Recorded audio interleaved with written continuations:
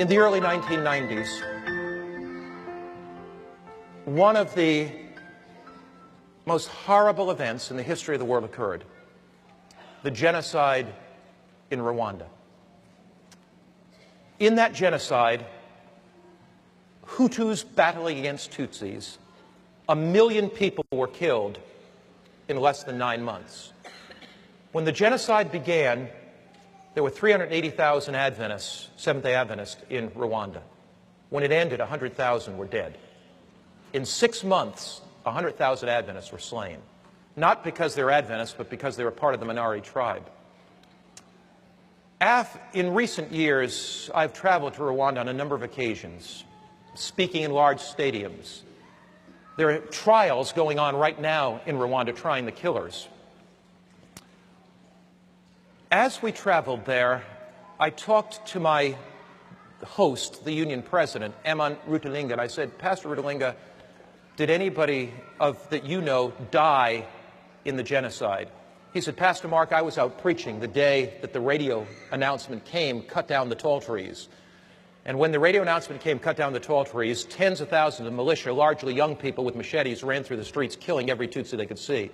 The killing was so great that the bodies stacked up in the streets and dogs came and ate them.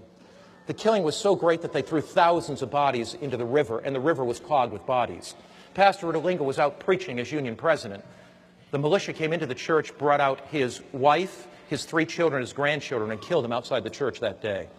I talked to the conference president. "Did you lose anybody?" He said, "Yes, I did." I said, "Who did you lose?" He said, "I lost my wife, my 7 children." I talked to my driver. "Did you lose anybody?" "Yeah, I lost 47 members of my family. I'm the only one that survived."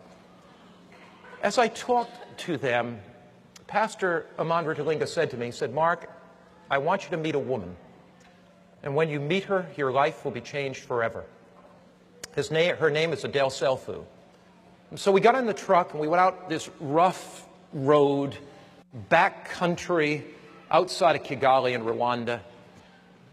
And Pastor Rutalinga told me the story as we went. This woman had been with her husband when the killers came, and she held his hand as they put a machete and split his head open, and as they hit him in the neck and they murdered him. She was there. And Pastor Eman Rutalinga said, "Mark, I believe she will tell you the story." As I walked into her house, I saw a picture of her pastor, Seventh-day Adventist pastor husband, on the wall. And in respect, I simply walked over and stood and looked at the picture.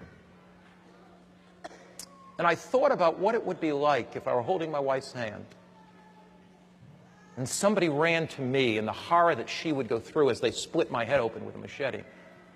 As we sat down, we made small talk for a while, and Mrs. Selfu came in the room.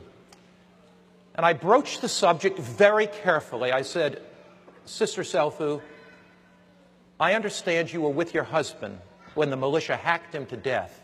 It may be very difficult to talk about it, but would you like to share it with me?"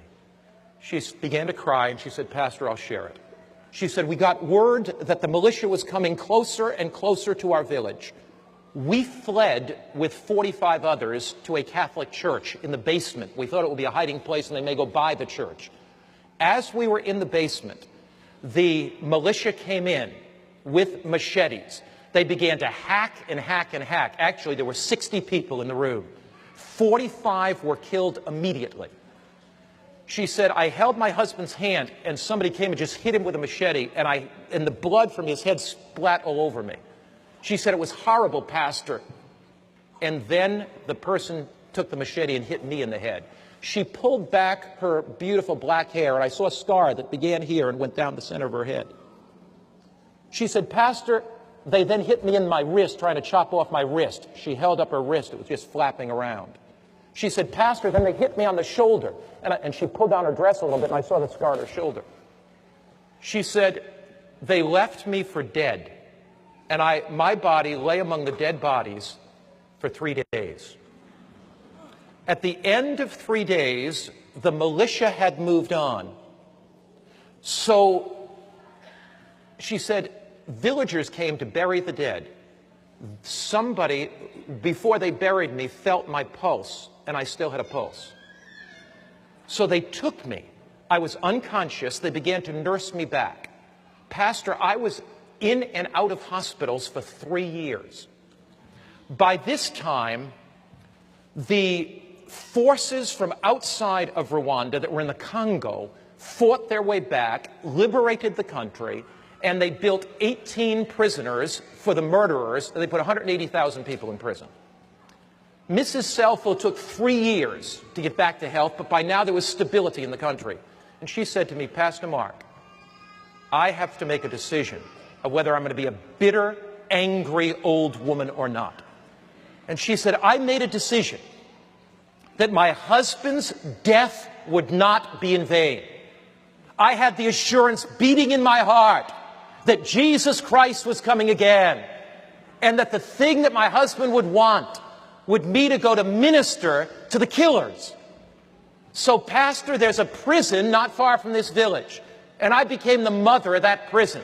I would go in and bring blankets into the prison because of the cold nights. I would go in and bring food to the prison. I began studying the Bible with the prisoners. These were killers. One day, Pastor, I was in the prison. A young man fell at my feet, and he began to kiss my feet. And I looked at his face, and he said, do you remember me?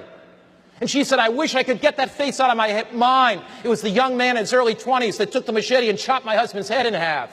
It was the young man. I never knew he was in that prison. I never thought that I would see him again. It was the young man that took the machete and put the scar in my head and gave me such pain. And he said, would you forgive me? And she said, I picked him up and I hugged him and I said, I will forgive you. Pastor, I studied the Bible with him for 6 months. Pastor, he stood up before the whole prison, and we assembled all the prisoners in the prison yard the day of his baptism, and he confessed his sin. Pastor, we baptized him. Now, Pastor, he got amnesty after a few years and was let out of the prison. But here's the problem. His father and mother were killed in the genocide. He had no place to live. Pastor, I adopted him as my son. Would you like to meet him? My heart was beating.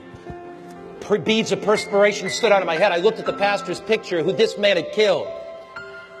I thought a killer was going to walk through the door. And Louis walked through the door.